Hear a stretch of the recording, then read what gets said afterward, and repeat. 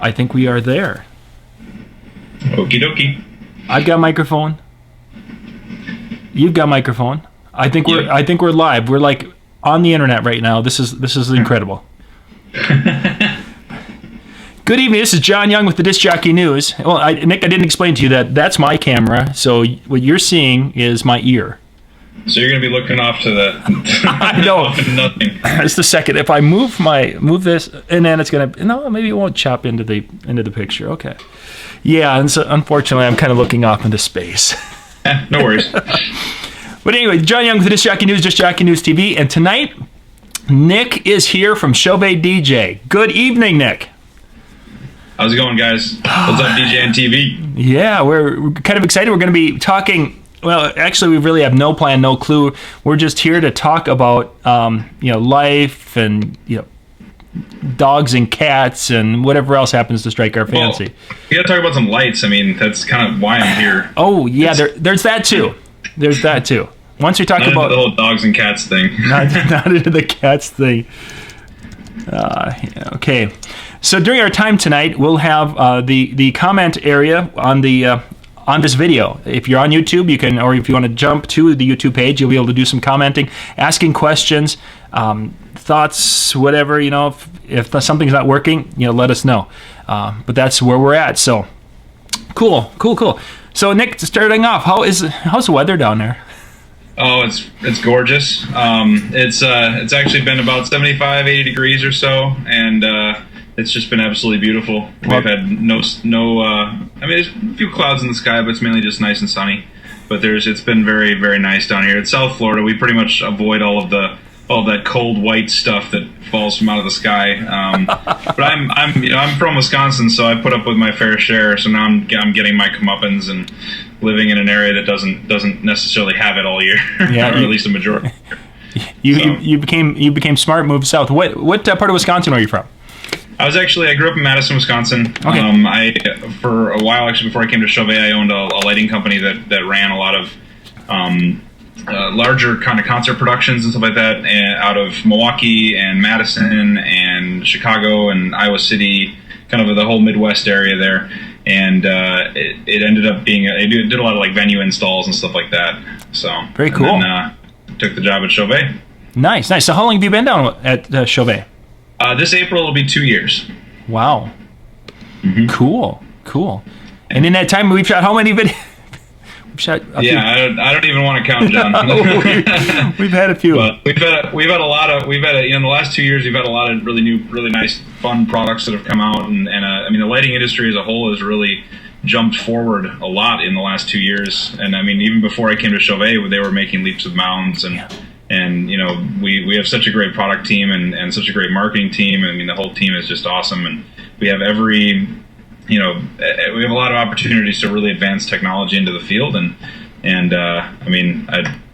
it's such a great opportunity, and it's such a great company to work for. So it's like my candy land, if you will.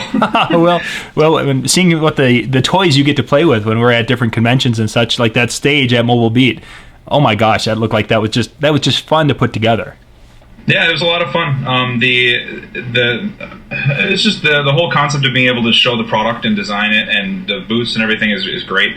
We get a great opportunity being in the product department where we get to actually show how we would use the products, and then one of our really exciting things to do is to see how the users use the products. And sure. So when we go to trade shows, it's also kind of a beneficial experience for us to talk to the users and see what they do with them. Mm-hmm.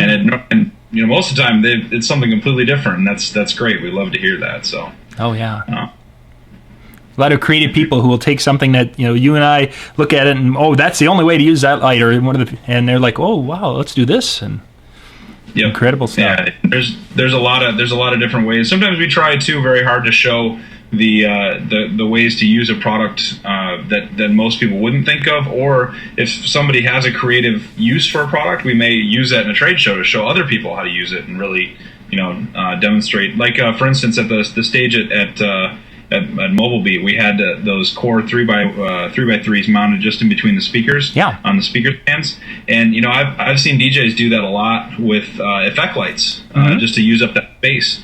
And it looks great. It gives a great, spread and a great feel and a lot of energy and kind of focus right on the DJ booth, and it's a really great spot to mount lights. But I don't see a lot of guys doing it. Yeah. So that's kind of why we try and do it. Yeah, and that was kind of a cool look. I was just looking for that video actually, so we can link to it so people can kind of follow along, because that was such a let's see if I can find it here. Oh, the walkthrough video? Yeah, the most awesome stage dance. Holy cats, you're popular, man. That's got like almost 1,000 views. Oh, there you go. It's not me though. It's the lights. Trust me. But I guess that with that it was really it was mainly just an idea to show how people could use the stage, or use it as a DJ booth for a high school dance or for any number of events. And we did most of the setup in just a day. We didn't, unfortunately, because of the how close the show was to NAMM, we didn't have a lot of time to pre-program, which is something that we would normally do. For some shows, like for LDI, for instance, we had a very large booth there, and a lot of the pre-programming was done ahead of time, but we still had to do some, obviously, on the spot. But, of course, that was done with Show Express, our software that we sell. And, you can just show up with any computer and just load the program right into the computer and run it, and it runs great. So it was really flexible and allowed us to do a lot of our pre-work ahead of time. And actually, we could have easily carried that setup from one show to another, and we wouldn't have had to change much of anything. So it was very easy to do. So now you mentioned Show Express, of course, is the software to control. Do you do the programming, or is that kind of Alan and No, it's a little bit of both. He generally does a lot of the main programming, because he designs a lot of the bigger booths. When I'm at a show, like for instance Mobile Beat, I'll take care of the stage. So we kind of separate the entrance there, and then I take care of the programming and the design of the stage. Whereas Alan will, in this case with Mobile Beat, he designed the upper rooms and the booth as well. So and then actually we had Todd Runkle come in and do the programming for the booth downstairs at Mobile Beat. So that was great. Yeah. But a show like DJ Expo, for instance, Alan will do the programming for the main booth, and then I'll do the programming for the stage. It kind of just works out to have both of us there, and we both spend a lot of time with that software, so we know the ins and outs of it very well. And it's actually, I've used a lot of different softwares, and that's still one of my favorites. Sure. Just because it's so flexible, and it's so easy to change things on the fly, and I mean, I could go on and on about it. So. Sure. It might be something that at a later time we can spend some time actually maybe doing a couple of tutorials on Show Express. I'd love to. Yeah, definitely. I know a lot of guys. We get a lot of questions on the Show Express forum. If you guys have a chance, you can check it out. There's a Show Express lighting forum that actually answers a lot of questions and shows off gear and stuff like that. So if you guys get an opportunity, check it out. The great thing about that software is actually we have so many good customers that use it and know it so well that they actually offer a lot of the support on it because they like it so much. Oh wow. So it's really cool, and it's a very, I don't want to call it viral because it's not, but it's a very self-fulfilling experience. It goes out, it's a good software, and then it expands out by other people liking it, which is great. Nice. So very cool. Yeah, that's one of those little things on my bucket list of things to do in the DJ industry is to learn how to use Show Express. I've got it, but yeah, I'm not that guy yet. Yeah, well, it's all good. We'll teach you. No big deal. Yeah, now I know who to ask. That's the important part. Yeah. Cool. Yeah, but so do you want to talk about some budding forms of technology in the lighting world? Yeah, let's do that. Let's definitely see what you've got there. I'm actually pulling that video down so we can play with that and look at that. Okay. I don't know how we'll do that, but we'll figure that out. That's it's in the progress. So what have you got for us tonight? Well, so one of the things I wanted to talk about was wireless DMX, and in our case, Chauvet DeFi or American DJ, they have their Wi-Fi, or any those sort of companies out there have their own individual proprietary systems, and there's also the one that's the standard that a lot of people use, which is WDMX. Yeah. So we're going to focus on DeFi just because, well, I know it the best, so we're going to talk about it. What this is basically a wireless way of communicating with your lights. You can use it you got to just imagine it as a DMX cable that is run from one light to the other. Okay. But it's not there. It's completely wireless. So you can shoot master slave through it, like with the Freedoms. You can actually send your master slave signals from one light, your Freedom Power Quad 5, for instance, to another Freedom Park Quad 5. So you could actually hit it with an IR remote, and it'll change all the other ones down the line. So you don't have to worry about running any wires whatsoever. This is really popular because you can just set the lights around the room. You don't have to look for power. You don't have to run wires. You don't have to tape anything down. That's very popular. However, because of the popularity of wireless DMX, I think that there's a lot of issues out there where people haven't spent a lot of time learning about the technology and where like. Well, it does have pitfalls, like just like you're probably hooked up to a wireless network right now, right? Yes. Just like a wireless network in your home, it does have some downfalls that you have to look out for. Like, for instance, if you're in a steel 2x4 house, you're going to lose a lot of signal reception if you're in a ballroom that has steel 2x4s. I know this may not be as common down here or in like bigger cities, but in smaller towns, you'll find places with like tin ceilings or like tin outside of a building, like in a pole barn or something. Yes, I know a couple people that set up shows in pole barns all the time, and they complain that sometimes they have trouble going from one room to the other because of the steel housings of the wall and everything. So you lose a lot of signal because of that. The other thing you got to worry about, which is probably the biggest concern, is the fact that you've got when your room gets completely full of people, you get a whole bunch of these walking, moving insulators, which are people. Okay. And you got to imagine we're basically just a body running around the room, and that body of water absorbs wireless signals. So the more people you get in the room, the less signal you're going to have between your lights and everything. So you got to be really mindful of that when you set something up. And that's a lot of, I know that Chauvet is not alone in this. There's a lot of signal issues when it comes to in large rooms or high wireless activity areas, like what we like to call it, is where there's a lot of signal interference, like from other wireless routers, from people's phones, from microwaves. There's all kinds of things like that interfere with it. So you combine that with a bunch of people walking around the room, you got a kind of a problem. You know what I mean? Yeah. So what we recommend to do is at least a lot of companies do this as well, is you make sure you have your transmitter areas covered and you have a nice tested spot to make sure you can check this before you set it up. Okay. There's a lot of people that will go into a venue the first time and never even touch the gear until they get to the venue to set it up. And that can cause problems and lead to frustration, which I completely understand. I'll be honest, when I was out working, I would bring new gear to shows all the time, and be kind of peeved that didn't work right away. But it's a learning process for some things, and you always want to test your gear out before you go. And this can really help improve your professionalism when it comes to going to your gigs. So a lot of the things that you'll notice, we actually have a really handy dandy little wireless helper kind of document. I can send that to you actually tomorrow if you want to post it on the web or something like that. But it's basically it's like a instructional manual for operating wireless stuff. In fact, the Freedom manuals have some really good pointers in them on how to place your wireless fixtures around the room and whatnot, so it's great. But the one of the main things you want to do is with wireless, just like with your internet wireless, is place the wireless device up above everyone's heads, so you get a nice clean area to spread the signal out in the room. Sure. And that way you get it out, and it's not interrupted as much as you'd have multiple people in front of it. That's one of the things that a lot of guys don't do is they don't put the transmitter, in our case the 2.4 gigahertz, or even the Freedom, up on like a truss or like a T-bar or something like that, just to get it up above everyone's heads. And that'll significantly improve your wireless reception.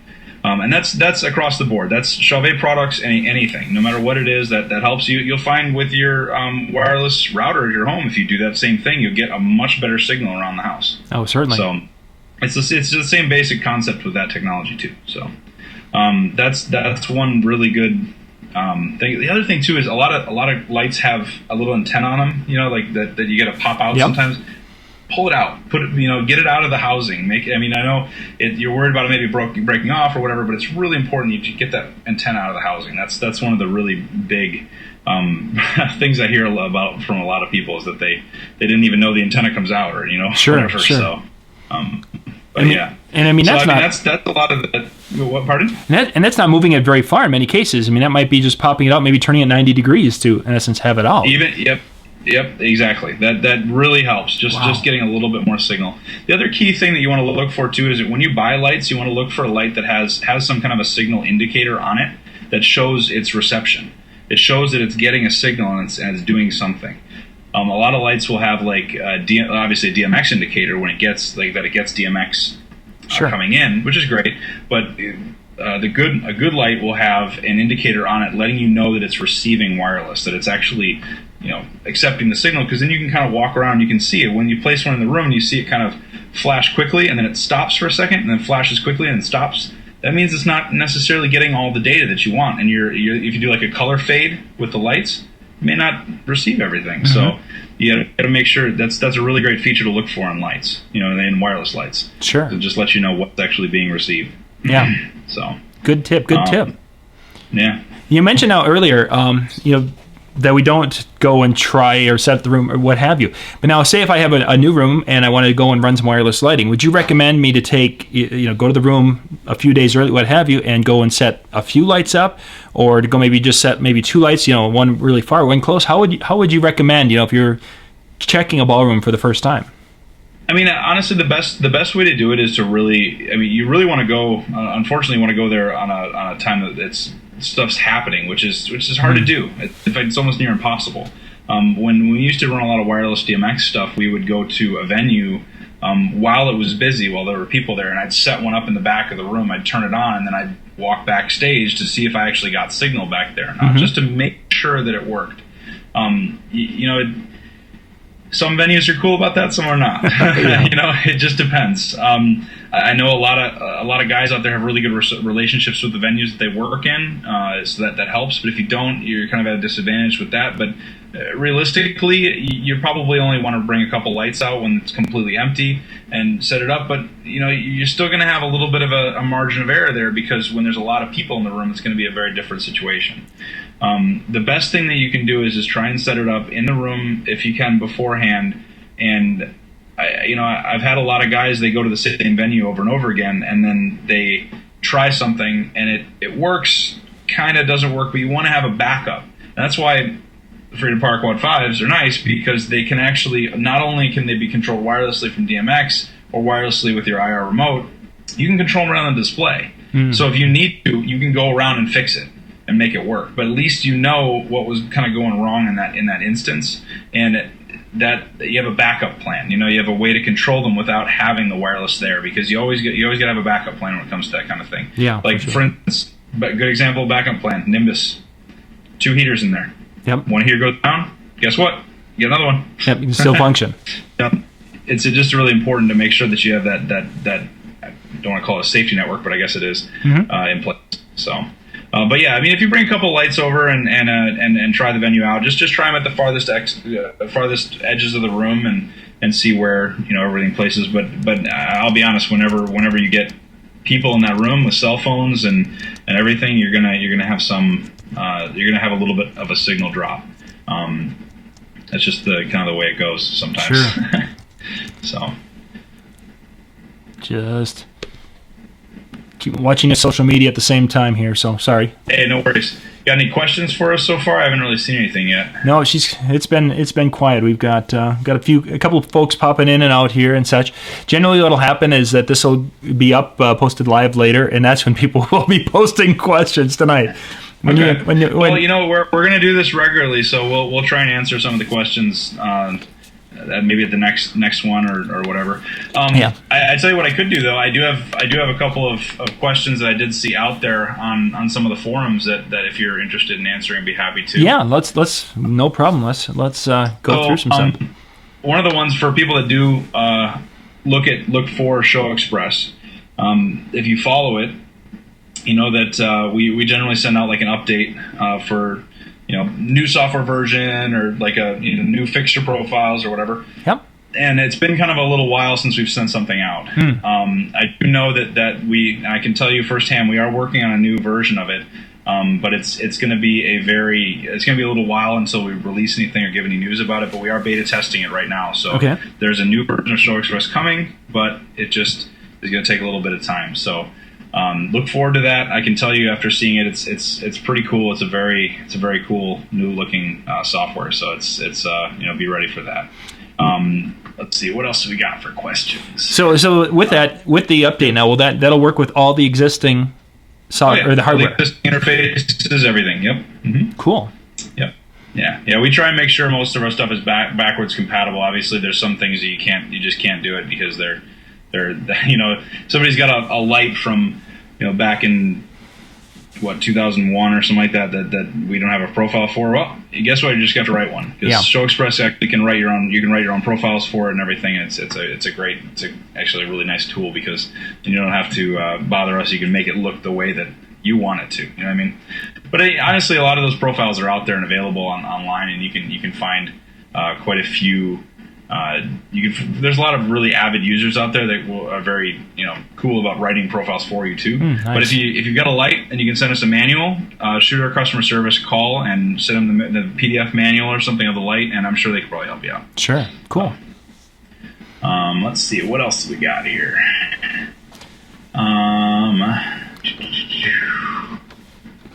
Well, I tell you what, I've actually gotten a lot of questions recently about Cobb LED technology and what that is and why it's cool. Yeah.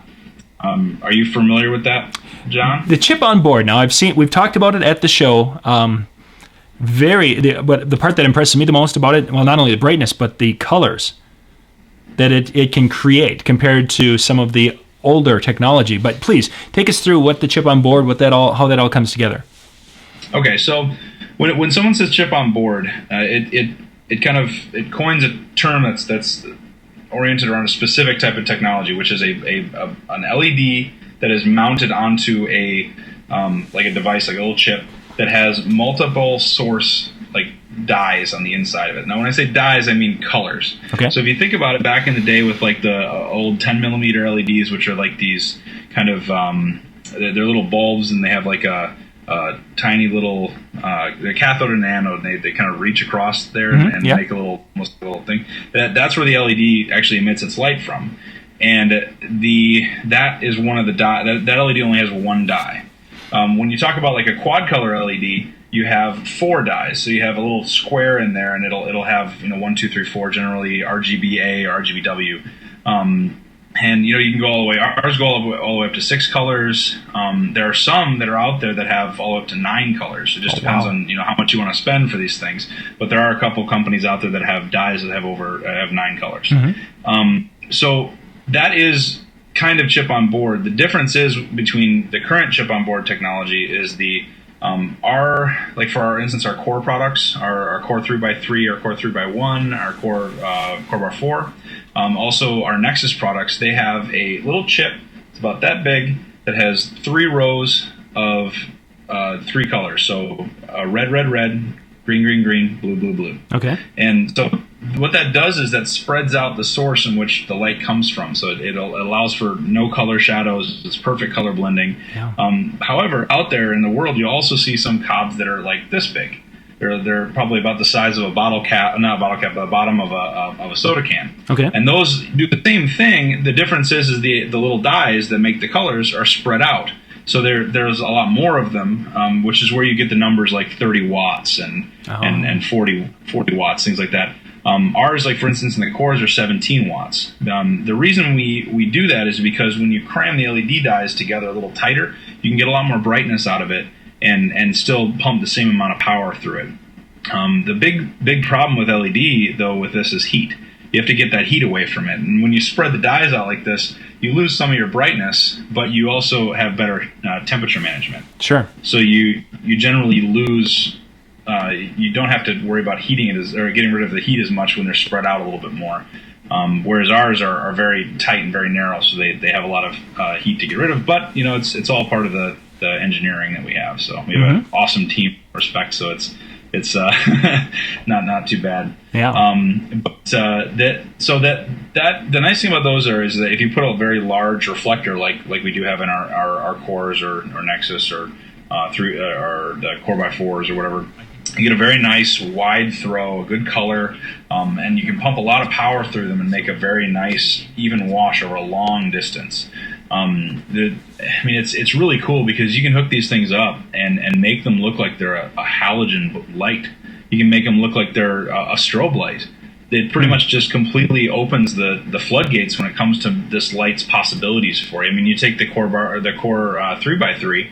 That's an effect light. That's it could be a crowd blinder. It can be a warm white wash. It can be a floodlight for like video stuff. Like John, you could definitely maybe use something like that.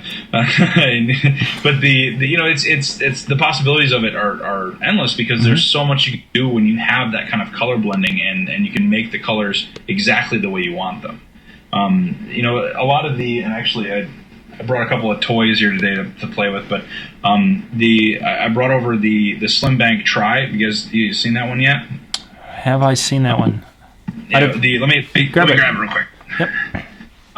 So we actually just posted a video of this one online, and so this guy has our tricolor.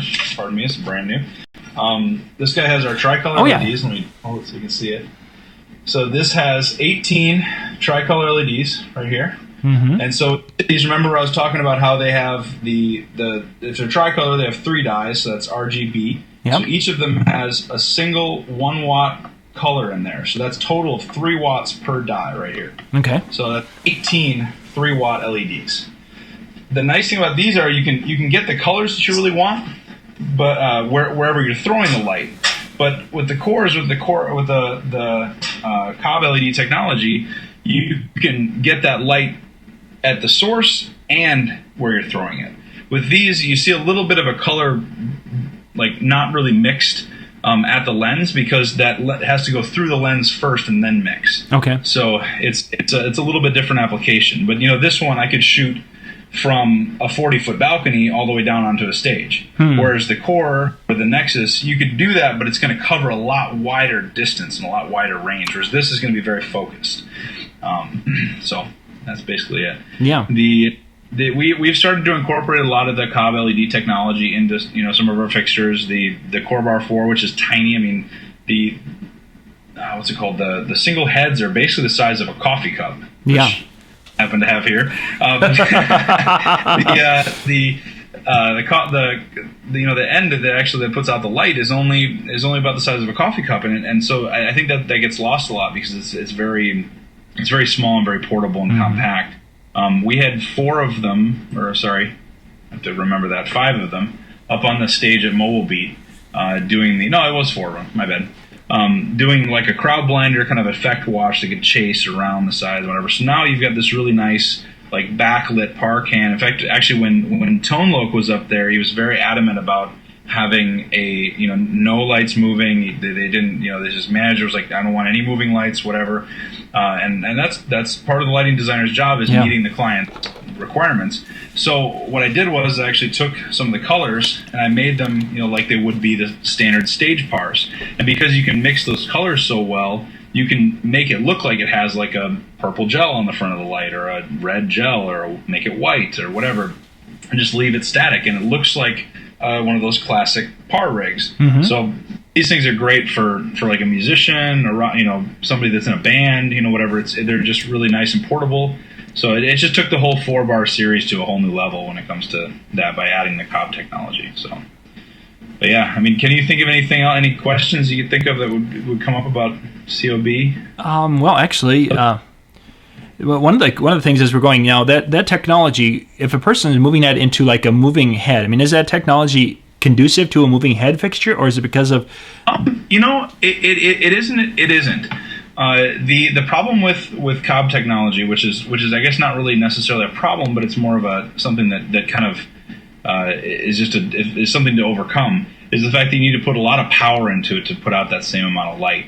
And if you put it into a moving head, you'd want to do it into like a moving head wash of some kind, because in reality that's going to be your best bet for the good even color blending and whatnot. And I mean, technically, our quad color lights are similar, where they have the 4 chips, and actually, like for instance, our new Intimidator Wash Zooms have 4 chips in there. But that has something special in it that actually allows it to get really good color blending.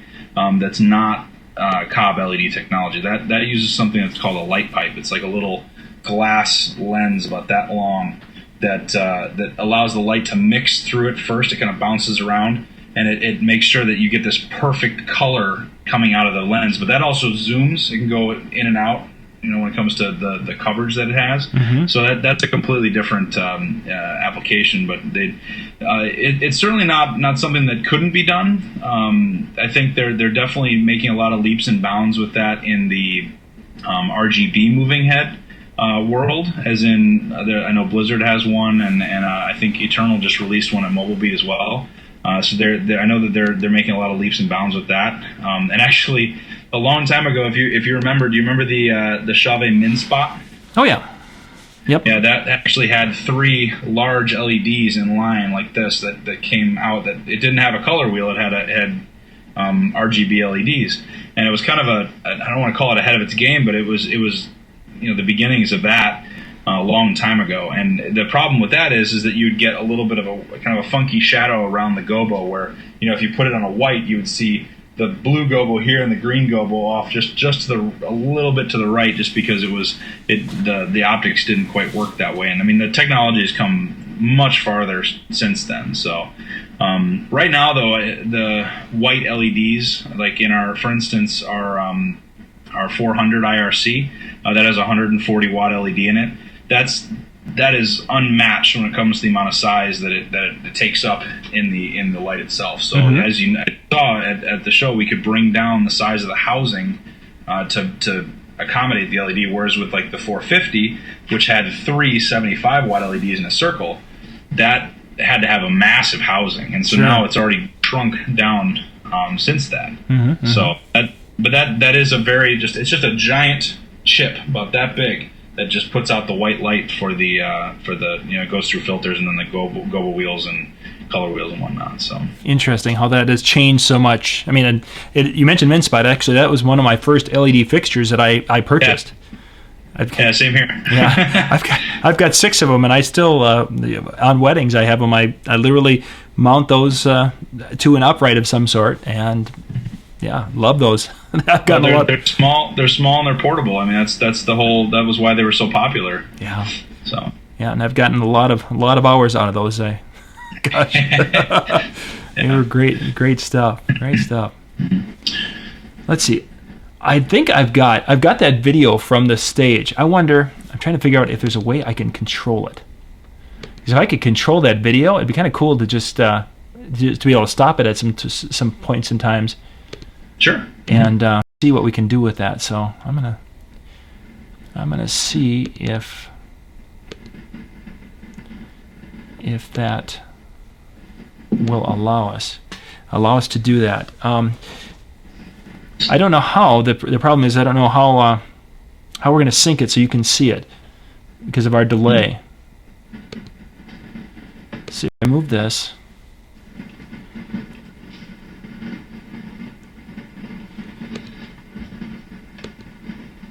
Ooh, I think can I stop it? No, I can't.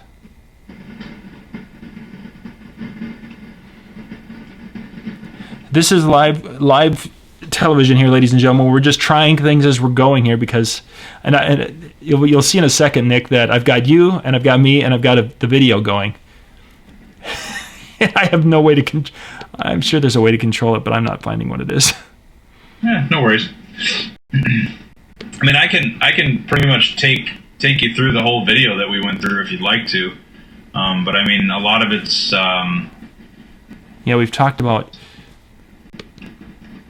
how can I just trying to see if there's any changes are live. Let's see if there's a controller here.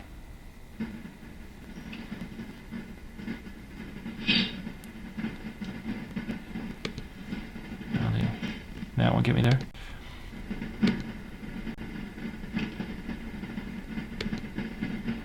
Okay, I can pause it. As like right now, Nick, I've got it paused on where we were talking about the 3x3 on the speaker pole. Okay. Yeah, no, it's not Nice. really. It's not really helping us too much, but we are getting a nice view of it. Okay. This will have to be one of those things that we figure out a way to be able to show you, because for those of you watching the live stream right now, you're seeing it with about a 30-second delay. So that way, what we're talking about was 30 seconds ago, and now we're in a different topic or something. Yeah, I don't think this is going to work for us, but it would be really cool. I just don't know how. That's okay. No worries. How we'll do it. Actually, you know what I want to do is I'm going to go back to the beginning of it. I know how to stop it now. Because I wanted to show that stage again. Yeah, if I can, and remember the position. I don't want to remember the position where it's played. Just this. And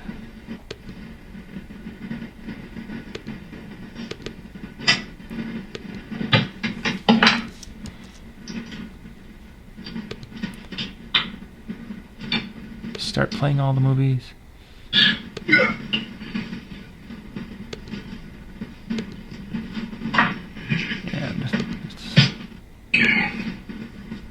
Okay, so now we're gonna go. While you're playing with your video stuff, I'm gonna play with some light stuff. Nice. All right.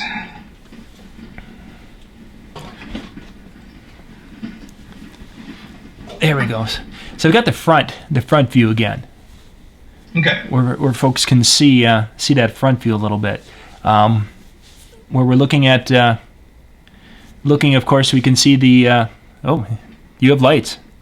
Sorry, yeah, I was just playing around. That's okay. That's what this is our live. This thing's kind of bright. I didn't realize it was gonna cover the whole camera, but I guess in a white room it it shows.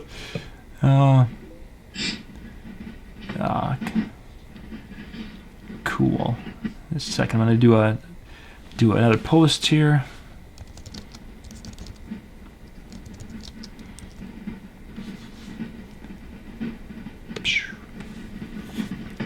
Okay. So you were talking about, we had the 3x3s under the speakers, which they're showing up in the picture quite well. I don't know if. Yeah, I'm sure they're pretty bright, and they're probably turned down quite a bit. Yep, I remember us talking about that. Now, what was on the totems? I see there's a moving head fixture on the totem. Right, so that's our brand new Intimidator Wash Zoom 250. Okay. It's got 20 watt quad color LEDs, RGB, W, and actually that one has a manual focus manual zoom. Yeah. So you can actually zoom it in and out by just pushing in and out on these friction pegs. They'll go in and out. It has 3 preset locks where it'll lock at 3 different positions, but you can actually kind of slide it to a specific spot if you want something. In this case, man, those things completely saved my butt because they we weren't allowed to use any front lighting on the stage. We can't use any of that front area there, so it was really hard to see the artists. So we tried to light them from underneath. It didn't really work all that well. So luckily, we could spin around those moving heads and widen them out like crazy so that they cover a very wide area. And then I just mixed them to a nice warm white so that you could actually highlight the artist just sure. fine.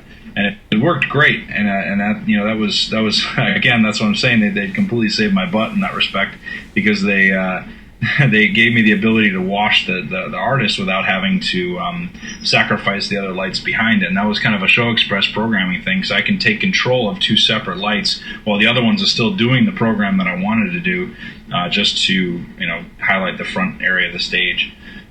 Those things are lightning quick. If you haven't seen them yet, they really are. I still, from the first time we got them, finished and everything, they really just surprised me about how fast they were. So yeah, they're pretty small too. The head is probably about, I don't know, maybe the size of a coffee can. Yeah, not very big.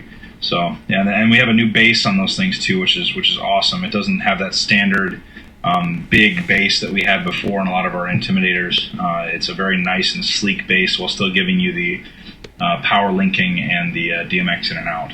So efficient, and of course the 3-color LCD display. You can't forget that one, because those things it makes it so easy to program and control and everything. So it's just really, really nice.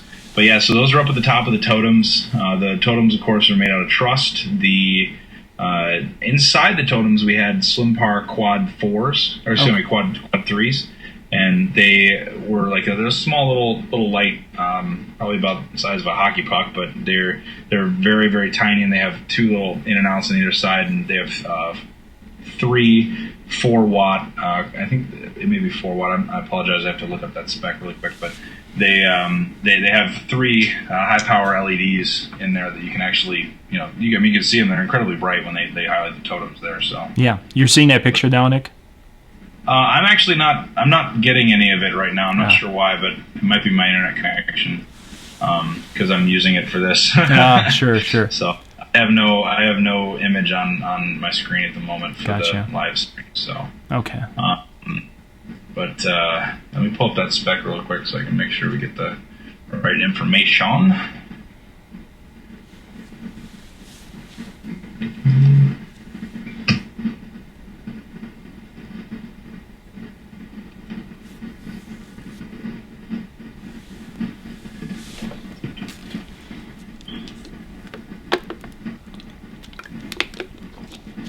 All right.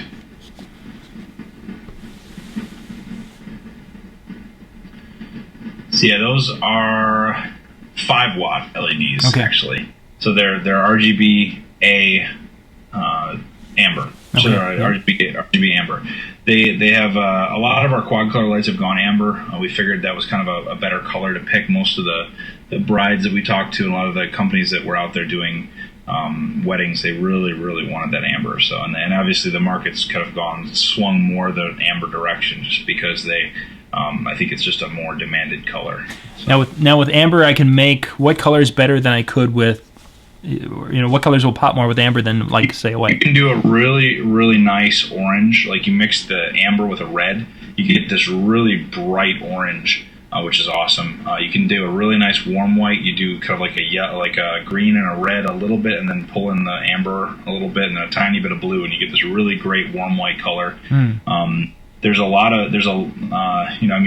name it, you mix it with the green, with the amber, it looks really, really good. It's just that color that you can't really seem to get, that nice orange kind of amber color, and you can try and mix it in with like the yellow, or the red and the green, but it really doesn't, it just doesn't quite have that same punch, because you have to pull the other ones down just to come to that color. Sure. So you add that in there, and it really makes a big difference. However, I mean, in the ideal world, you'd have like our Slim Par Hex 6 or Hex 3, which have an amber, they have a white, they have a UV. So they can make pretty much any color. It just is a matter of trying to hit that perfect color, like the white. Right. So a white, just plain white LED is hard to get that good white there. You kind of have to mix it in there to make it perfect, or you can just turn up the white on the Hex. So, sure. And of course, UV is really hard to get. Actually, back in the day when I only had a lot of, I actually used to have a lot of Chauvet lights. I had the old Color Dash series, the ones with the like triangle of LEDs or whatever, and that sometimes I would use blue because I don't know if you've noticed or not, but if you use a blue LED, it's close enough to the ultraviolet wavelength, the light that it puts out, that it will actually cause an ultraviolet response for things that would normally respond to ultraviolet. Sure. So you can get that kind of an effect for an ultraviolet party in a pinch if you need it with a good blue. But there's nothing like a good ultraviolet LED. Yeah. You really can't get away from it. And they've become so punchy and efficient in the last 3 years that there's really nothing like it. Yeah. You'll see a lot of LEDs out there right now, like the single 1 watters or single 3 watters that are a single chip UV, which are very, very efficient, and the price is really good on them. Actually, the Slim Bank Tri its brother light is the Slim Bank UV, and that has single 3-watt UV LEDs in it, and that thing has just a wicked amount of punch. Wow! And it just. I mean, I've used it for a couple of charity fashion shows that Chauvet does down here in Miami, and we'll use it for like a wash off stage by about 30 feet, and it'll just wash the entire stage. It looks amazing. So it's really the pairing between the lensing and the LED, but it's such a great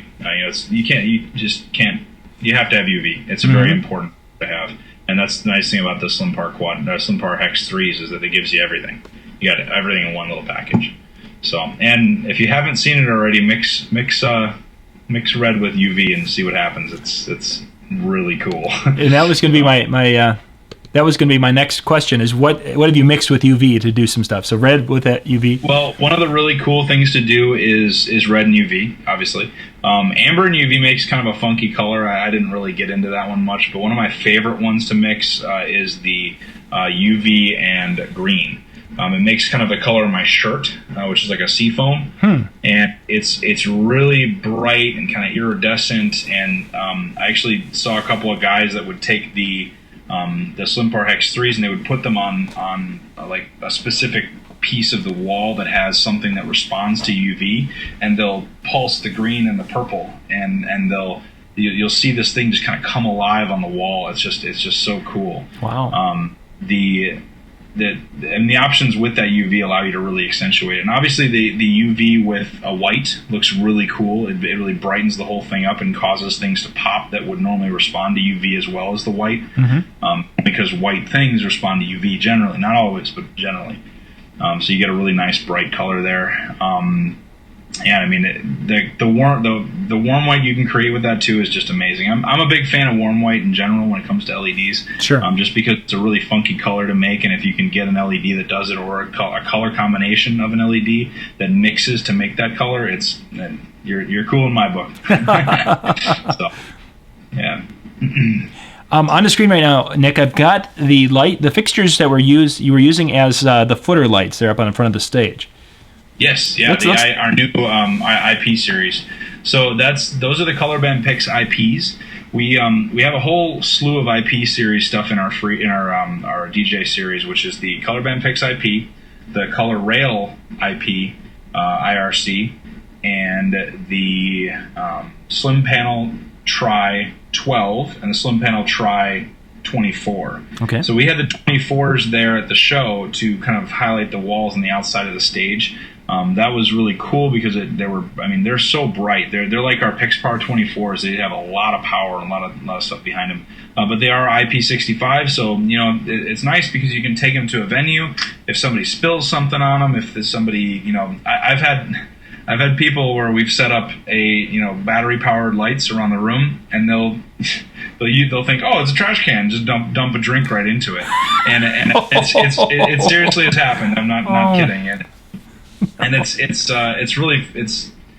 the way it goes. You can't, I don't know who it was, but you could tell that somebody had just literally just dumped it right there and then set the cup right on top of it, and it was crazy. But so the IP lights are nice because they'll prevent it from any damage anyway, and you can just clean it off with a wet rag or like a soapy rag or something. Sure. The other really cool thing about our IP fixtures is they have this really cool touchscreen on the back.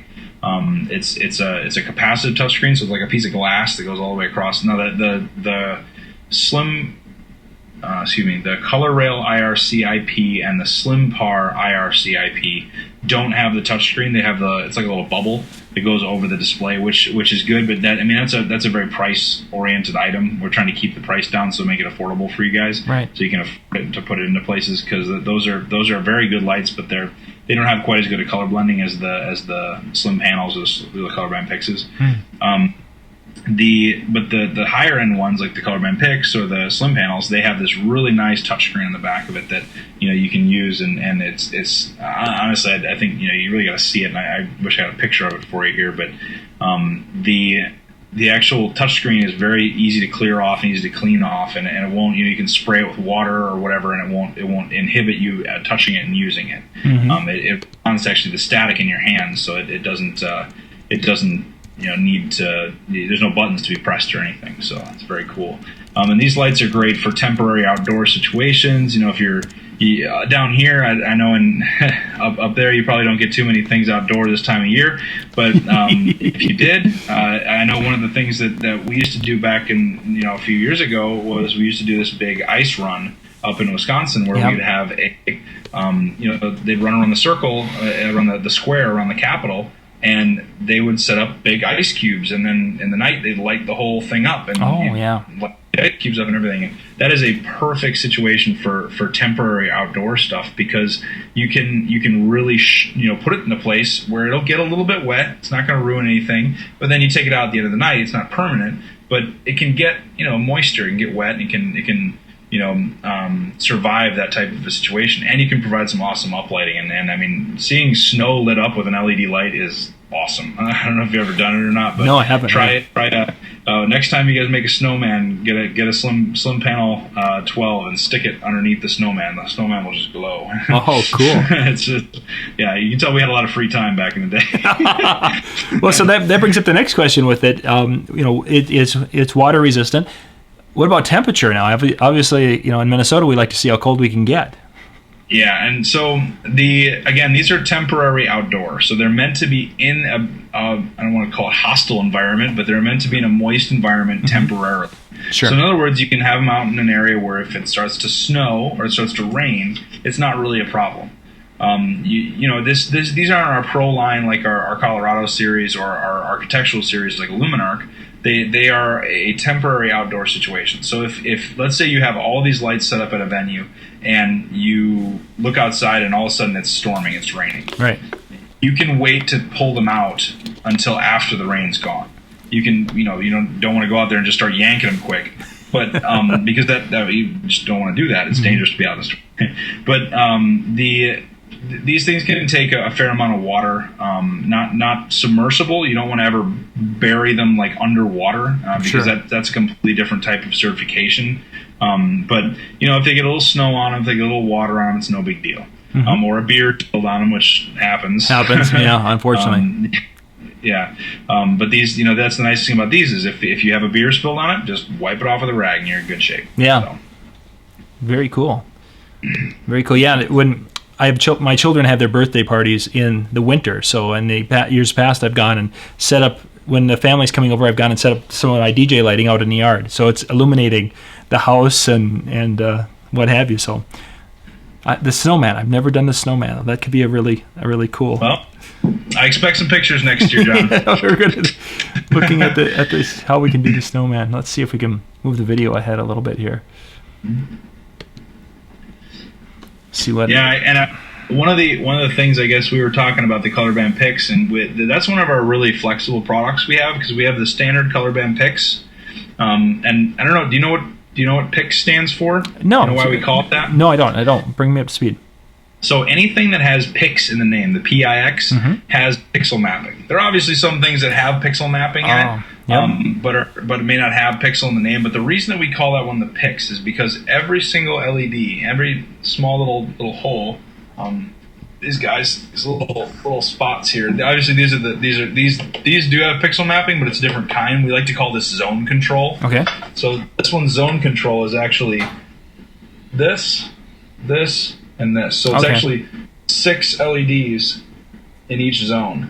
That's a type of pixel mapping. That's not actually pixel mapping. Okay. So color band picks, actually each individual LED has a single control. And if you actually go on our website, there's a bunch of videos about pixel mapping, and you can see a video of that product doing pixel mapping. So one of the really cool things that we've discovered at trade shows that both me and Alan like using is the color band pix M. Okay. So that's a color band pix on a moving axis that allows it to rotate. I'm sorry, I'm blanking on the actual degrees right now, but it's a pretty good ways around and back. And if you remember on the stage, we had color band pix M's going around the logo. And that's what. I'm just getting up. That's where I'm wanting to get to that video next. That's where I'm headed to. So the cool thing about having the pixel control is not only do you get actual pixel control, but you also get the built-in programs that come with it. So if you're like me, I like pixel control. It's fun, but you really have to spend a lot of time setting it up, and it's not the most practical thing for the average DJ. So the cool thing you can do is a lot of our Pixel products have a built-in macro that'll do chases and stuff like that, and you can control the speed and stuff like that. So with these, I actually just use the built-in macros. I didn't use any of the Pixel mapping per se, but the actual built-in programs that are inside it, and I just controlled the speed depending on what we had going on the stage. Yeah. But I mean, you can see from that video, the effect is just amazing, because you get this awesome chase around the sign. It draws attention to it. I've seen guys use these on they'll set them up. So these guys have a pretty good sized bracket on the back of them that's like about like that, and has something called quarter turns, which are quick release brackets that you can click, they pull right off. Not a lot of DJs use them, but they're becoming more popular. But if you look at the Colorband Pix, there's actually little rubber feet on the bottom, because it's designed to sit on the floor. Okay. Because we thought people would use this up against a wall, so you can make it go up and down the wall, which is really cool. Actually, if you've ever seen a really big, big room or whatever, having them all around the room and doing this like chase program around the wall, it's just amazing. But we use them, at least with our trade show stuff, to illustrate how much they can move. We'll pull them out and do like a show with them sitting straight out, and then we'll also bring them in and hit a sign like the one you're seeing here at Mobile Beat. Yeah. So, and these guys have a really nice, not too narrow beam angle. You'll see a lot of like the I think ADJ has the sweeper LED. It's like not sweeper LED, that I can't remember what it's called right now, but it's a light with a little bubble on the front of it. That's basically the same type of light when it comes to moving, but it has a very narrow beam that comes out of it, and you get these long, narrow beams coming out of it. We actually decided to not go that route with this one, because we knew people would use it for a nice wash as well, not just use it as beam effects. But we still put it in a narrow enough beam where you can notice it in the air and see like this blade kind of go across with the air. But it's not too narrow where you lose the good color blending, because that's the problem with throwing in a lens in front of it like that, where you get the nice beam, is you lose a lot of the color blending down line. If you're trying to use it as a wash, you can't get a good color blend and wash somebody's face, because they've got this square blue spot and a square red spot. It's like, so it's actually that's what we call imaging the LED. It's where you can actually see the little dye that's on the inside of the LED. And it's don't get me wrong, it's an amazing effect when you look at it in the air, and with good fog and in the air, it's awesome. But with the Colorband Pix M, it's a great all-around light. So you want to be able to use it for your washes. You want to be able to use it for your aerial effects. You want to be able to use it for eye candy. You want to try and have all these multiple uses for things, and we try and focus on that at Chauvet to make sure that one light doesn't just do one thing. It does a lot of things. Yeah. So it's all about that. What was it? Bare Naked Lady said that it's all about value. I think those philosophers from Canada said a lot of things. Yeah, right. Yeah. That's true. So I think it was Chickpea China. The Chinese chicken was the other part of that. I think we got to take it in parts, Yeah, so it all comes together. Yeah, you just kind of still going through the video there. Yep, I just started. I can't really see it, so yeah, I'm not sure where we are. Right now I'm trying to figure out what we're talking about. We're looking in the corner of the stage. Oh, the must have been a hazer. Or did you have a fogger back in the corner? Oh, yeah. So that was the new Haze 3D. We actually debuted that at NAMM this year, and it's like a big brother to the Hurricane Haze 3, or Hurricane Haze 2D. That we kind of noticed there's a lot of customers out there that really wanted a little bit bigger hazer, but we used to have the Arena Hazer 3, which was a much larger unit. I think it was like 799 map. It was very big, very, very great output. I mean, I used one or two of them at DJ Expo, and it would fog up the whole room there. Yeah. And that's a huge room. But we wanted something that was going to be able to kind of hit that middle ground while still keeping a good price. And so we after that started to kind of we discontinued that, and I started working on that project actually right away, and it was really. I mean, that unit that came out is great. We put a fan in there. It's got ball bearings in it, like a lot of ball bearings. So it's very, very, very quiet. You can run it in theater applications. You can run it in. I mean, we'd like in theater applications. It'd be better if you buy the pro stuff, sure, because the pro foggers are more meant for the everyday running. They're meant for the constant abuse, like of running it from, let's say they start at 10 o'clock in the afternoon or 10 o'clock in the morning, and they run all the way until 8 o'clock at night every day of the week. Our DJ equipment is very good and it's very sturdy, but it's meant for the wedding DJ, the guy that's working Wednesday, Thursday, Friday, Saturday, maybe Sunday, maybe they have a different schedule, but it's not every day of the week. It's not an install piece. But the guys that come into a let's say they have to do a wedding in the theater, they bring their hazer. Perfect.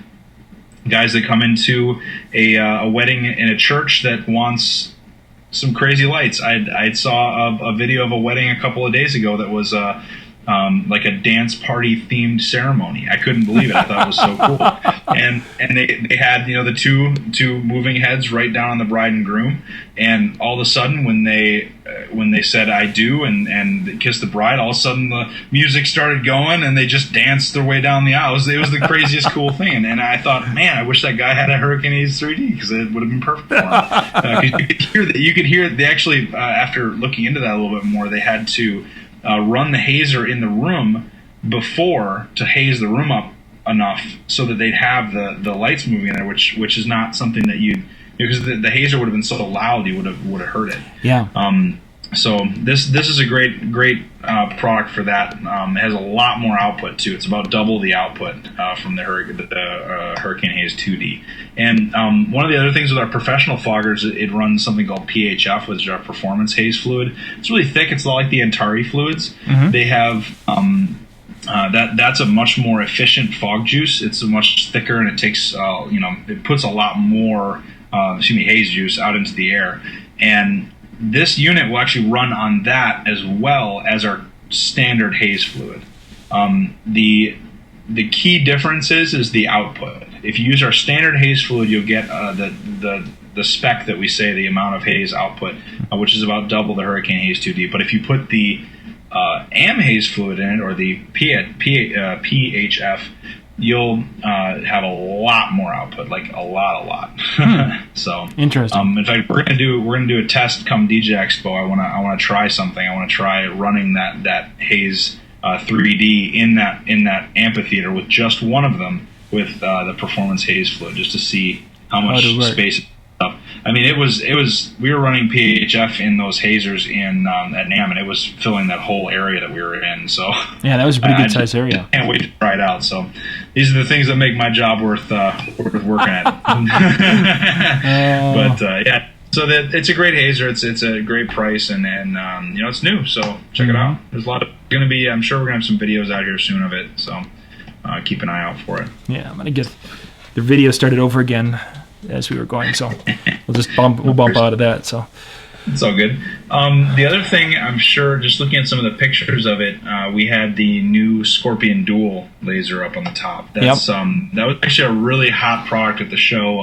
Didn't have a lot of people talking about it at NAMM, but at Mobile Beat we had a lot of people interested because of the price point. It's very, very cheap. It's very affordable. I shouldn't say cheap. It's affordable.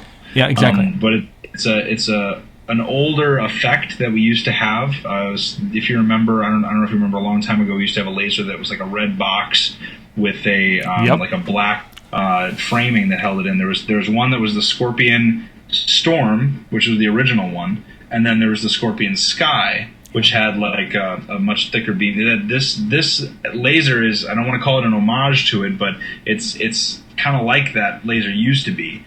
Except it's, that was like $379, I think, when it came out. This is $149, man. Yeah, is that something? So it's just incredibly cheap. But there's that cheap again. I gotta stop using that word because it's anything but cheap. Because if you feel that the housing of it, it's like this really nice aluminum housing that's incredibly solid, and it's a nice glass window that it shoots out of.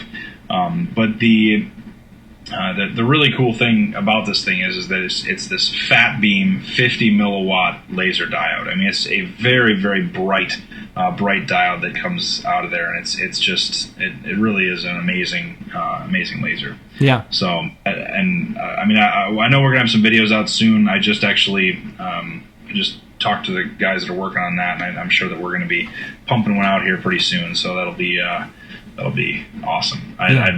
Our video guys have a lot of fun with our products too. So it's always fun to see what they come up with. So. Oh yeah. Well, that's things you got to try to figure ways to show it off, and yet there's so many different applications as we were talking about earlier, and you want to be able to try to hit enough to let the DJs be creative with the stuff. But yeah. Great stuff. Oh, yeah. Let's see, what else do we have up there? We had the Scorpion Duals. We had the Corbar 4s. What did you use to... you had a couple of lights you were aiming towards the walls to illuminate. There were I don't remember what those were called. That was I think it was the Slim Panel IP. The Slim Panel 24 IP. Yeah. It was a big light that had like 2 sections to it. Also among that IP series, it was really great. Those things are so bright. I can't even, when we at DJ Expo, we used them up on the stage, up in the what's it called, up in the main truss in the front, right, to wash the stage, and it's just the amount of light that those things put out is just ridiculous. A lot of our pro products have also that same huge amount of output, but these are probably one of the most powerful LED lights in the DJ series right now. Wow. They're just so bright, and I mean, it has to be seen. Yeah, you've got to really take a look at these things, because once you see them, I mean, you're talking about being able to shoot up a very tall building, like up into the 4th floor or so, and light a building that high. Wow. It's amazing, and the price on them is very good as well. And again, they are temporary outdoors, so if you got a wedding and the bride and groom want to light the building on the outside as they come up, done. You got something to do that with. So. Yeah, most of those lights you had them dimmed down for the video and for the room because they were so bright that they would have just been. Yeah, I had to, because they caused, when they hit the sidewall, they had such a glow that they would overdo some of the. You'd see this like weird glow on the stage, and I had to turn them down. Yeah, it's funny, but they're very, very powerful lights. So, yeah. But I think that pretty much covers most of the stuff that was on the stage. I know we had. That's pretty much it. We had, of course, the Geyser Juniors, which are awesome. That's a whole. Yeah, I mean, the Geyser alone by itself is just such an amazing product. We sell a lot of them, and I've seen them out on tours, and which they don't technically belong there, but I understand it. Yeah. It's funny too, because I could go into I'll kind of drop into a club if I'm home or if I'm out traveling, just to see what the lights are that they use in them. And I've walked into a couple of clubs where I'll see like the geysers mounted upside down up on the ceiling, and I'll just kind of look at them like, hey, awesome.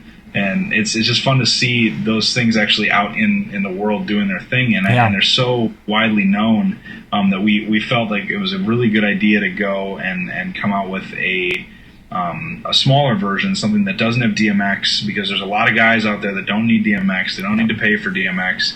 They want something small, it's portable, and they're $299 map, I think, and they're just absolutely awesome. Yeah. They have a what's it called? They have a wireless remote that comes with them. You can control 4 colors. In case you lose that, there's a button on the back. Yep. It's a great thing. Mm-hmm. So they're really great lights, and are they really light and fog combination. So, and I don't know if you noticed, but there's been a lot of combining of stuff recently. Oh yeah, that's a big thing right now. And I know it was tried a few years ago to do with the pricing. I don't know if it was there, but they had a great what's it called? There's some great ideas that came out of that like, for instance, the Swarm 5 effects. That's one of our new lights we debuted at NAMM. That's an effect light, a laser, and a strobe all in one. We actually just released a product video about that. I could probably just put it in the links here if you're interested. But what's it called? That light is just such a. I mean, it's everything. You just buy two of them and you've got yourself a system. I mean, it's just great. And I know that that's been more common recently to throw multiple effects in there, and that's what a geyser is. Just basically an LED light with a fog machine smashed together. Yeah. So, and I mean, that's becoming more common too with the battery technology and all that. You're getting your wash lights. So, I mean, our Color Strip Mini FX has a wash light with a laser in it, which is awesome. Mm-hmm. I know there's a lot of other lights out there that right now that have the great combination between a really awesome effect light and a laser or a strobe. Mm-hmm. Or we had our Circus 2.0 has a little strobe ring on the front of it. I mean, people went nuts for that when it came out. Oh yeah, I remember. Great combination. So yeah, combo lights are really hot right now, and there's what's the next combo? I don't know. What do you think? Exactly. Yeah, it's one of those things that it'll be one of those that okay, this should work, and then somebody will come up with something completely. It's like, oh, that won't work until you see it. And it's like, ooh. That looks really neat. And and I'll be honest. There's some lights that I'm a lighting geek. I love any type of lighting. It doesn't matter what company it is. I love seeing the technology as it moves forward. So when I walk around at shows, I we'll walk up to people's booths and just look at it and say, wow, this is and I'll see something and be like, man, that's thinking cool, But I really hope that our customers are the same way about us, because we take a lot of pride in the fact that we like to stay ahead of a lot of that stuff, or at least try to stay ahead of a lot of that stuff. And the biggest thing that helps us do that is feedback from people like, you guys and our Facebook forum and stuff like that. We really get a lot of good feedback from them in that respect, and it's great to see people that are just as geeky about it as we are. They exist. They really do. It just yes. So, but yeah. So we've talked about a lot of expensive lights that we've looked at NAMM and Mobile Beat, and I don't want this. Don't take this the wrong way, but probably the most impressive light for me was the Easy Pin. I mean, of all of the lights, and there was some cool stuff, but I mean, it's such a simple yet useful in so many ways light. I was really at first I didn't it really yeah, it kind of grew. Honestly, I really like that. I like that light so much. It was funny too, because when we first started working on that light, a lot of us would take it home and kind of play with it or whatever, even in fog. It's a lot of fun to mess around with in fog, because the beam angle is so tight on it that it's really cool. And of course it's battery powered, which means you can just walk around with it wherever. And then when we put the magnet on it, we were just sticking it to everything. So we would stick it to somebody's desk and highlight their pencil or like their stapler or whatever. But it's such a nice tight beam angle, you can just highlight anything. And I talked to a guy that was like, well, I'm just going to keep a couple around the house just in case I want to highlight something like an artwork or whatever. And I kind of blew this one this year. Maybe I'll do it next year.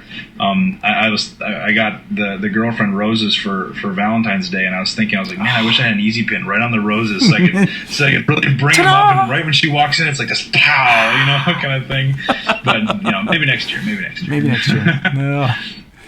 But I'm also the kind of guy that would go and move around the track lighting to make sure the light's set up properly. But wait! You can't come in quite yet. My lighting isn't quite ready. Hold on! I got to move it a little bit farther. No, I got to take this one out. I'll move it over here. Let's say I got to change the color. The color temperature is not right yet. Yeah, and I mean, when you're talking about the lower priced items, I mean, that thing, it really came in at such a great price. There's the individual ones, if I'm not mistaken, are $79.99. Somewhere in that, yep, somewhere around at $70. But I know the one number that I always remember, because it's such a good deal, is that the Easy Pin pack. The group of 6 of them with the charger in it is $3.99. I couldn't believe it when we ended up figuring out all that stuff, and it really is such a great deal, and I can see people having like 4 or 5 of those sets just to use for their weddings or whatever. And I don't get a chance to buy a lot of the lights because normally I'm too busy to even use them. I bring them home occasionally, much to my girlfriend's dismay. But I'll bring them home and mess around with them, and I take them back. So I do get a chance to play around with them quite a bit at work and at trade shows and things like that. And we do, as I said before, we do some charity fashion shows where I get to really go out and play around with them as well. But I don't get a chance to buy a lot of these. So when I see a light, I'm like, man, maybe I could pick up a pack of those just to have them, and that's how good this one was. This was making me think about it. Yeah, I was thinking about it. So. Yeah, that was definitely. And the first time I saw those at NAMM, it's like, oh, that's neat. But then at Mobile Beat, when we were using them in the Academy room, and then we actually, when one of the speakers was on stage, I don't remember which one it was, but it's like, I wonder if I could take one of those and adjust it and give a little front lighting, to bring the facial expressions on it, and it worked wonderfully. Yep. It was like, oh, this is so cool. So then I went and grabbed 2 more. So I had spots. Yeah, they really are a great light, and we did a lot of research too, because there's a lot of lights out there that are like the warm white kind of color, which is, I don't want to say more common, but it's a light that's used a lot in the lighting industry, and then just in that type of light, warm white is great because you can highlight things, make art look nice, anything. We ended up deciding to go with the cool white LED because it's a lot harder to go from the warm white to a cool white. You lose a lot of your brightness if you take a warm white LED and you put a gel in front of it, and try and make it cool white. You can do it, but it's very, very hard, and you lose a lot of your brightness. Okay. Whereas if you go cool white and you put a warm white in front of it, or like a filter that will create a warm white, which we include in the pack, might add, that you don't lose as much as your brightness as you would going the other direction. So we include some color gels too if you want to go that route. But to me, the warm white and the cool white are the 2 most indispensable colors that you have with that thing. So it's great. Yeah. But yeah, that thing's got a hellish punch too. So when we first got it, we were shooting across the room with it, and it was just amazing how much power that thing has. And a lot of the we're if you get a chance, when they get out, they're not quite out in the world yet. They're still shipping or whatnot. But if you get a chance, you go out and your listeners go out and see one in real life, you'll just be blown away. Yeah, really will. Yeah, they are. They are impressive. Yeah. Speaking of inexpensive lights, we have a light called the Mini Quinta. You ever heard of that thing? I have. We did a video on it about a year and a half ago. Okay. It's an older light, but it's something that's been around for a long time, and that light is it's $89. And it's this little tiny derby effect light, which is basically just 4 colors that go off all in different directions and everything. And man, it is just incredibly effective. But it's again in that price, lower price, but a great effect. This is a great light for somebody that's starting out. Oh yeah, really wants. Yeah, I'm sure you've seen it. It's a hugely popular light. Yeah, yep. Now that I see a picture of it, yeah, I remember that. This one really is a great starter. You can get 2 of them for under $200, and you'd be in great shape. Now, granted, if you want to take another step and go to the Swarm 5 effects, now you're getting a whole bunch of stuff in a package. But yeah, what? Yeah, that Swarm 5 was such as you mentioned earlier, 2 of them, and your light show's done. Really, there's everything was included in, and it would be a very flexible where you've got the different effects to do, for different types of music. That was impressive. So yeah, and again, the Mini Quinta is a nice little small portable light. It's a great little piece that's not very expensive, and it definitely keeps your pocketbook full. So, we try and do quite a bit of those, more price point oriented lights. Some stuff that's you can really, buy for a reasonable dollar amount and still get a great deal of performance out of it. So that's a really good thing. Let's see what else we got going on here. were there any other lights or any specific features that you saw at like NAMM or Mobile Beat that kind of jumped out at you a little bit? Unfortunately, staying with that easy series, for lack of a better way to describe it, is the Easy Wedge was one that really that one's one I really thought was really kind of cool, and we've been able to get some pictures and such and some video of the 350FX, which of course is a completely different look. And the people who have seen that little bit, it's like they're hungry for more off that light because it's such a unique look. Yeah, and it's a very different effect. And there's so basically the way it works is you know the Beam 350, the one that we came out with a few years ago, and it's which is probably a year and a half ago, but it has just a big lens on the front of it. That's called a Fresnel lens. It takes the light and it just channels it down a narrow corridor, so you get this nice beam effect. So what we did is we took two of those lenses and put them on a dual motor, so they spin back and forth like this. Okay. And it creates this like a kind of a bend in it. So as it's spinning, it's kind of like a spirograph. You remember those old spirograph things? Very similar to that, where you get patterns created in doing circles, and you can do these really cool like pulsing circle things, which is just effects that you can't make with anything else. It's just such a unique thing, and we hesitate to call it a beam light because the problem with it is, and this is one of its only drawbacks, and is that it's not a beam light because it has those effect wheels in it. So that beam, that when you stop the effect wheels, you're still getting a nice beam out of it, but the beam is always moving. So when you slow those wheels down, they just sit there and they kind of stop. So it may stop at one point one time, and it may stop at another point another time. So it's just it's a limitation with that. It's not something that's, you still get an awesome aerial beam effect, but to an actual beam light, when it's called a beam light, you want to be able to spot something, bam, bam, right on top of something. So, and like if you've got an artist, you want to be able to nail those beams right onto the back of her or the front of her or the front of him or whatever. Yep.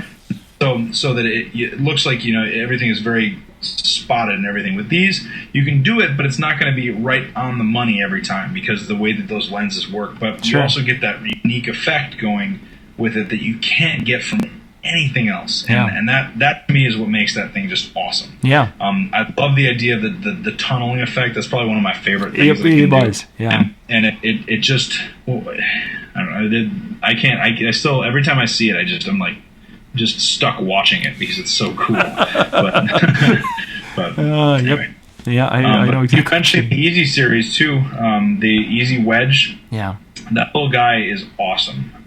It's actually I figured it out. There's in our CH50, our bigger bag, you can fit like I think 16 of them in there. Oh my goodness! Which that's just one bag, and you can walk into a venue, and just flip them on, and you can control them with an IR remote.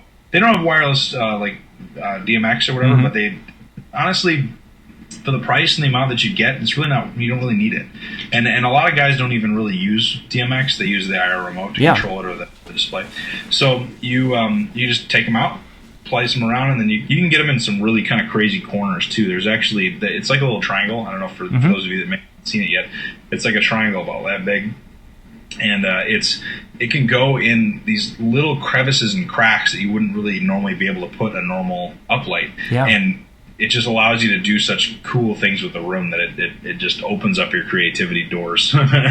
So, what's the price point? Do you know that right off the top of your head on the price on it? Yeah. So the Wedge Tri, the original one without the battery in it, is $99.99. So it's just a hair under $100. And then the Easy Wedge is $149. So it's only $50 more to get battery, which is totally worth it. Oh, for sure. Oh my gosh. And I mean, if you're thinking about that, $150. I mean, you could buy a whole bunch of them for $1,500. You could buy 10 of them for $1,500. I mean, that's I know some people that don't get one light for $1,500. So it's a really effective thing. Oh yeah, for sure. And they were the battery life on those was pushing almost 10, 12 hours, wasn't it? Well, it's 6 to 8 with all 3 colors on. Yeah. Okay. But generally, most people don't use 3 colors; they use 2 colors. Yeah.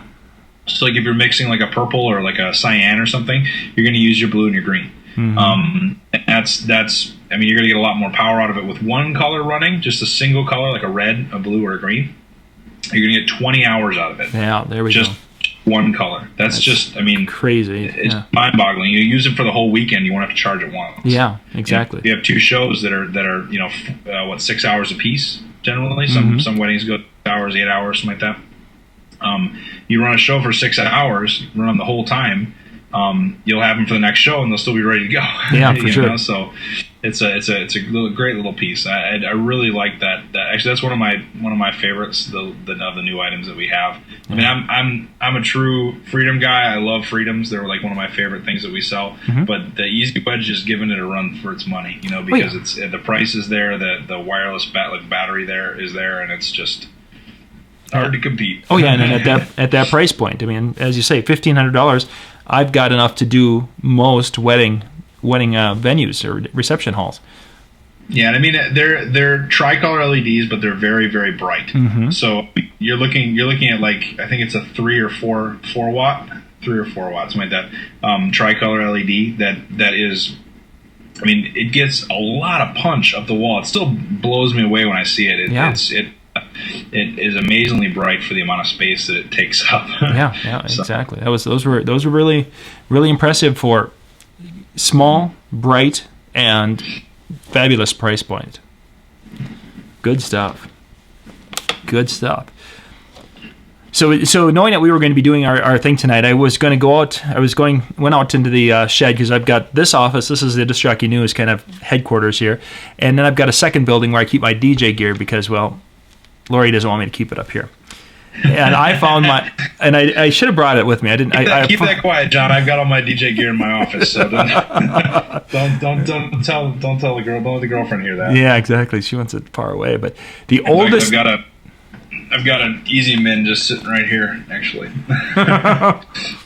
Easy Min RBX. But I think I must have one of the first or second generation of the pin spots that Chauvet sold. The LED pin spots? No. This is back with the old style pin spot. Oh, the bulb pin spot. The bulb pin spot, and it is this big, ugly enclosure. It's like twice the size of almost every other pin spot I own. And I think it was one of the first years that I went to one of the DJ conventions, and they were selling those at that time, and I don't remember what they were, but I looked at that and it's like, oh, this thing's old. So that would be my oldest Chauvet light I've got in my collection. There's still a lot of people that run those. Yeah. I'll be honest. I was at a wedding. Well, I wasn't. I was at the venue that was having a wedding, but I wasn't at the wedding. I haven't just walked through, and they had a bunch of Chauvet lights up, and I look up and they've got a whole bunch of those old pin spots, and I looked at one of the production guys and I was like, hey, so you guys ever think about switching over to LED? You know, I didn't tell him I worked for Chauvet or anything, but he's kind of like, yeah, we've been looking at something. I think Chauvet just came out with something. I was like, oh yeah, it's like a LED pin spot type thing, and I told him where he could find it and whatever, and it was just funny because that they're just finally something has come out that is able to replace that. Mm-hmm. They got so invested in that light itself that they didn't want to make a jump to something else until now. Yeah. Now then, with that Easy Pin, they really are able to make that jump to an LED pin spot. Yeah. So, yeah, that's for especially sure. no wires now. I mean, oh, for sure. So worth it now. So good stuff. Well, we've got about 9 o'clock your time, it looks like, so we should probably wrap things up for tonight. Yeah, I got some emails to do still this evening, so I'll be up for a little while, but no big deal. Yeah. But it was good. It was good chatting with you. Good chat. I'm sure next time we should. In fact, if anyone wants to put any comments in the field or whatever, or send us notes or whatever, something you want to talk about, happy to broach the subject. If there's any questions that people have that they want answered from Chauvet or in the lighting world in general, if I don't have them, I'll find them and I'll bring them to you. So yeah, exactly. That's totally cool. So if people get crazy and they want to see more and more about some of the lights, is that something that you could kind of bring them home? And Yeah, of course. Yeah, if there's something specific that you guys want to see, I'd be more than happy to do it. If there's something that specific features they'd like to see, no problem. Nice. And again, it'd be great to do that Show Express oriented show as well. Or it'd be really nice to do that, because I know there's a lot of people that are starting to want to get into the software range of things, and they really don't want to get away from the board or whatever. And I think it's a really good it's a good jump to make. But if we go over it a little bit and kind of show how easy it is, maybe it'll help. Yeah, for sure, because when you've got someone demonstrating, it's so much easier to pick up than learning it with the old trial and error method. Totally. Yeah, so if there's anything you guys want to see, or put it in the comments below, or send a message, or however John does it, we can definitely hook that up. And I look forward to questions and stuff. And it's been great. It's been fun talking to you, John, as usual. Yeah, it's very good, sir. Thanks for joining us. And we'll have to find, because we're going to kind of do this on a regular basis. We'll have to find a night and a time that's going to work out. So if the people out there watching, again, that's another thing you'll put in the description. If there's a night, you're going to probably see this over the next probably week, this video, because it'll be on YouTube. But if there's a night that you think, hey, it's a good night for me to, sit back and kind of talk lighting, let us know in the comments below. Yeah, I mean the time for me is fine. I know it's a little bit later. It's a little bit earlier out there where you are, but I don't mind. I'm normally up pretty late, so that sounds no good. Big deal. That sounds good. I love talking about lights. I love talking about gear. So I love hearing the questions. So if there's any of that, any time works for me as well. So. Sounds great, Nick. Thank you much, sir, and we'll be in touch. Yep, sounds good. All right, take it easy, John. Thank you. Bye.